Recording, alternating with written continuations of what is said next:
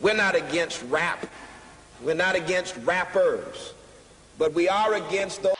Something big about to happen. I hear the beat tapping.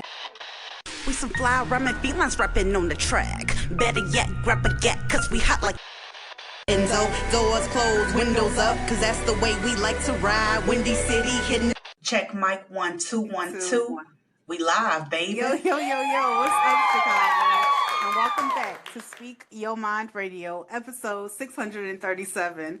Today we have a very special guest straight out of the Chi-Town area, okay? He is a rapper, a writer, a hip-hop creative, and he's here to discuss his newly released single called BLK Boi. Okay, so without further ado, up next to the mic, the one and the only Ayo2oonz. How you doing, man? Hey, yo, I'm good. How you feeling? I'm doing great. Thank you for coming on today's show. It's my pleasure. It's my pleasure, actually. Like I said, I got you working on the weekend. Right. No, that put a smile on my face. That was really funny. Okay, Ayo2oonz, here at Speak Your Mind Radio, we do a traditional icebreaker question for all the artists. So let's get started. Awesome. All right. Yeah, that's what I was going to ask you. What's the best side of Chicago in the summertime? Oh, man. Trying to start beef. I love all sides. I'll start by saying that every side is beautiful, and I appreciate everybody that support me from each side. But since I'm born and raised on the south side, I'm going to have to always go with that. Oh, okay. We got something in common. I'm from the south side too, bro. That's what's up. That's what's up. Inglewood over here, so. Oh, okay. Roseland over here. What'd you say? I said, oh, you from the hundreds. Yeah, wild hundreds all day, baby. Mm-hmm. How about that? Okay. So, Ayo2oonz, I love saying your name. It's like, we just saying, hey, yo, Yeah.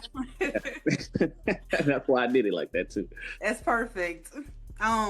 You coming out of Chicago, how has your pen game shaped you and in your mindsets? Well, coming out of Chicago, obviously, we got a different sound. We got a whole bunch of different sounds come together. Jazz, blues, rock, R&B, hip-hop, all that stuff, drill. So for me, it was just finding that lane. I grew up on listening to a whole bunch of music because, as you know, you probably have the same thing. Your mama start cleaning. It's a weekend, it's a Sunday, it's a Saturday, it's whatever day that music's playing. So one, you happy to hear the music. Two, you like, I'm about to work all morning. But because of stuff like that, that's what kind of shaped me into making music. It's like therapeutic for me too. And then writing is just something that I always did. So I just, went ahead and went to music with it. That's what's up. So when you said writing is what you did and you just went to music with it, was you writing poetry?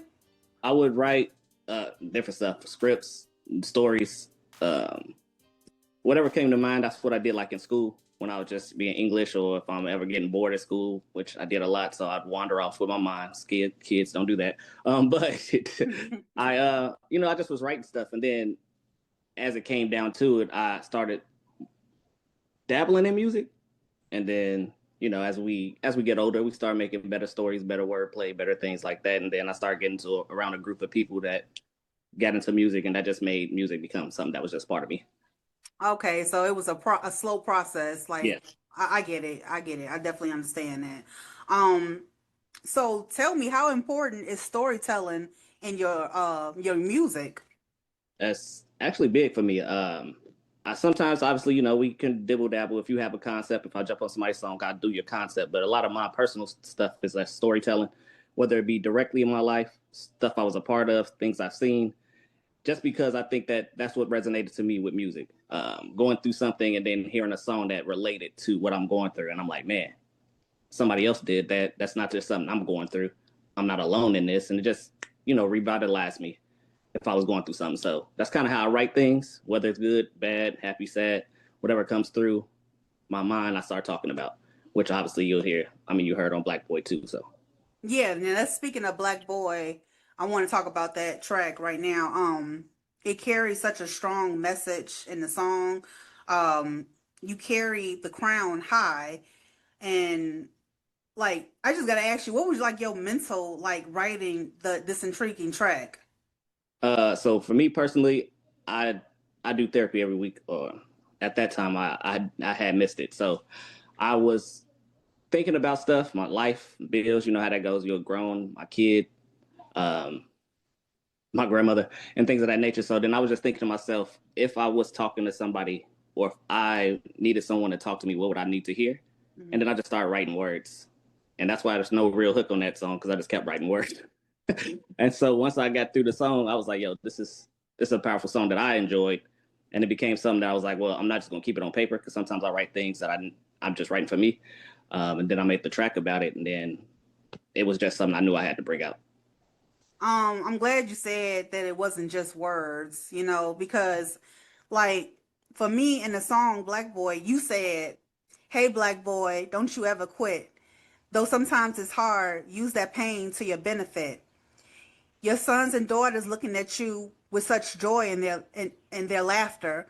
Boy, you know they probably thinking daddy is the shit. Yeah. Hey, Black Boy, middle finger high. Cause it's fuck them doubting niggas that don't know the vibes. Okay. How could I be losing, wilding with a team like mine? Like how could I be snoozing, living in a dream that's live? Those are powerful lines. Yeah. You're like addressing so much, like perseverance, and the rights and the weight of being a role model in this society as a Black man. Yeah. Yeah. What personal experiences inspired those lines, and how did you hope they would uplift others in similar struggles? For me, it was really just every day, you know, like I said, we're adults, we go through with different things, but when I see my children, they don't never see that. They always looking at me like everything's good, everything's great. I love you.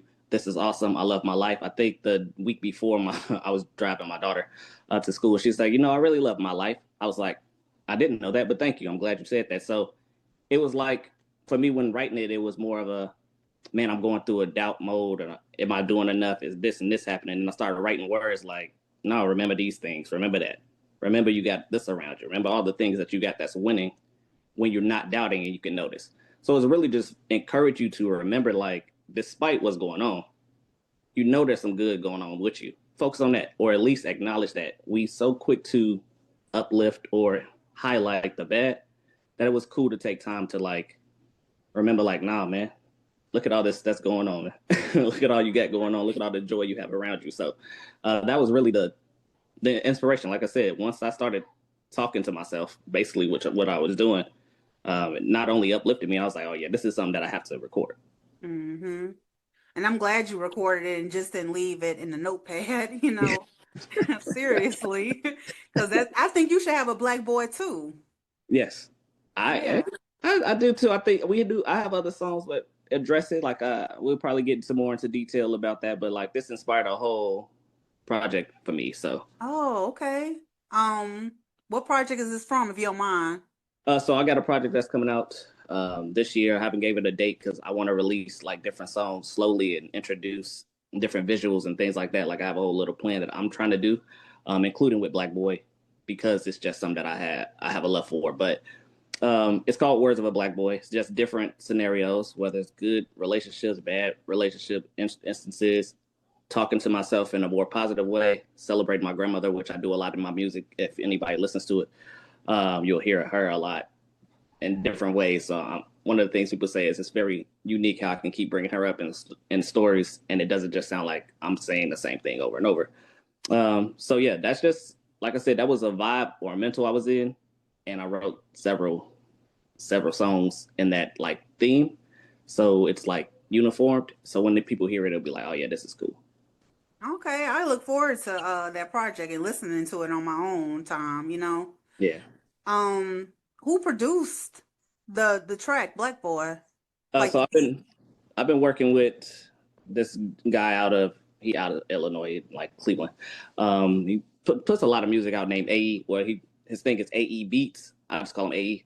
He produced a lot of the songs that I have, so a lot of the beats sound cohesive. We just started building a relationship as I started making music with him. I believe our first track together was Forever Yours. And then I started doing stuff like Southside Shorty, Black Boy, Can I Live? it's a lot of songs that we done together. So because I kept giving them work, we got like a business kind of relationship. Because, you know, if you keep getting the money, like, oh, he keeps paying, like, yes, we making good music together. So we've just been cool due to that. But yeah, he out in Cleveland. Okay, shout out to Cleveland for You know? sure. Yeah.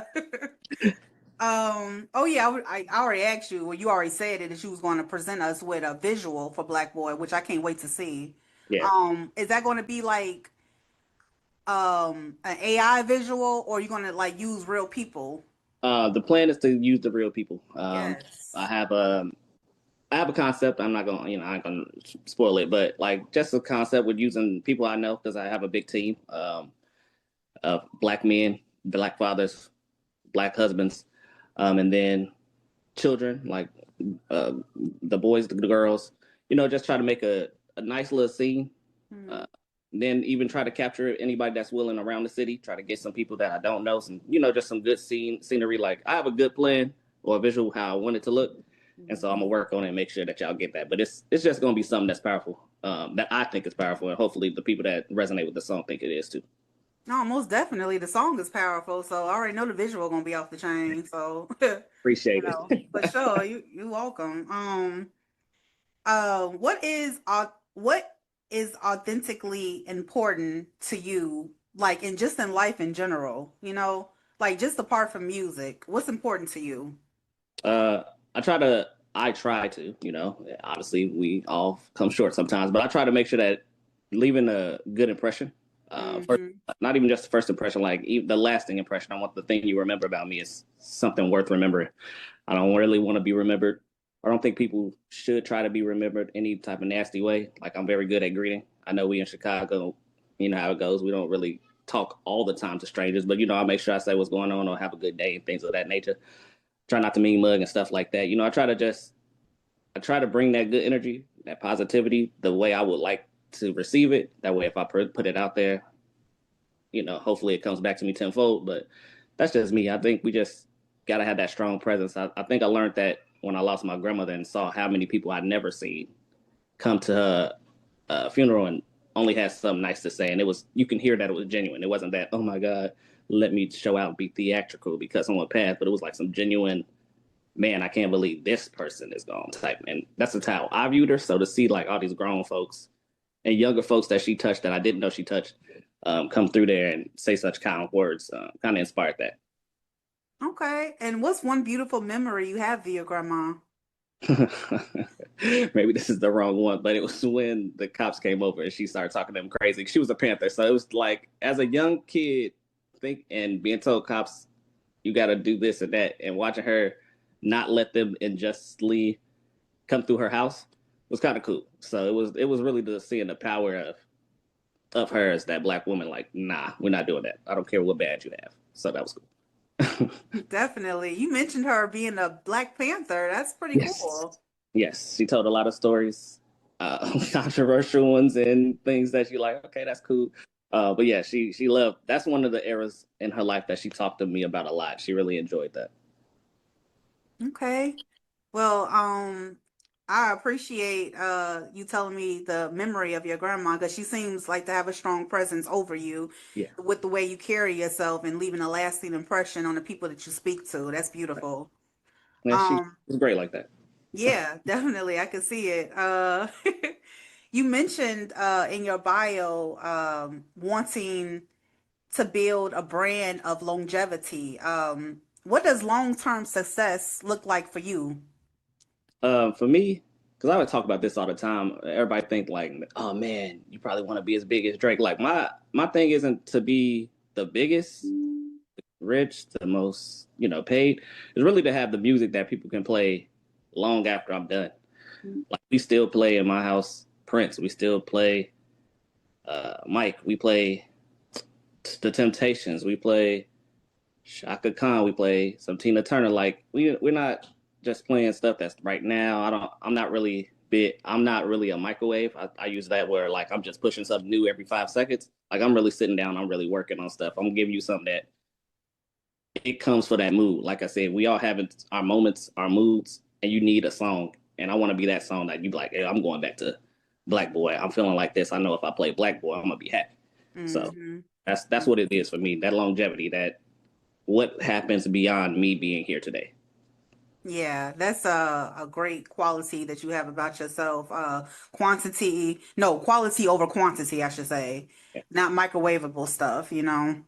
Um, the uh the cover art to Black Boy, is that you like as a little boy in the No, back?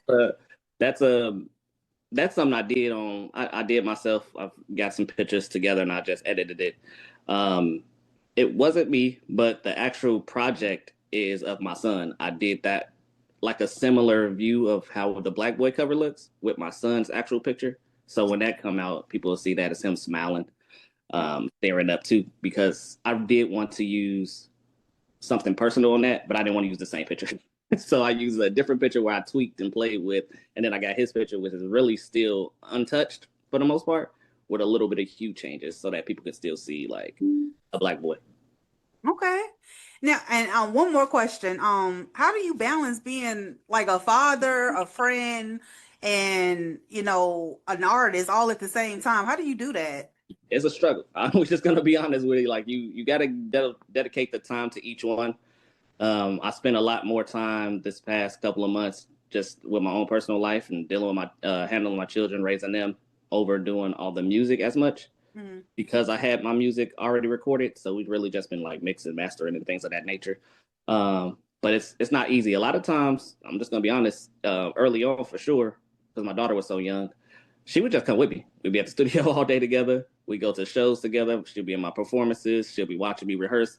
Like, if you're gonna do something at this in this stage or the way we at, if I'm gonna do it, I might have to incorporate all worlds into one. So if I have to bring my kids, I would just bring my kids. If it's something I just can't miss, I have to miss, then I try to reschedule or try to do it in advance, switch days, try to work out a different opportunity. But it's if you want it, you'll make it work. That's true. That is true. Whatever you want, you'll make it work, and you're never too busy to do the things that you need to do. Yeah. Yeah. Okay. Well, thank you so much, Ayo2oonz, for coming on Speak Your Mind Radio today.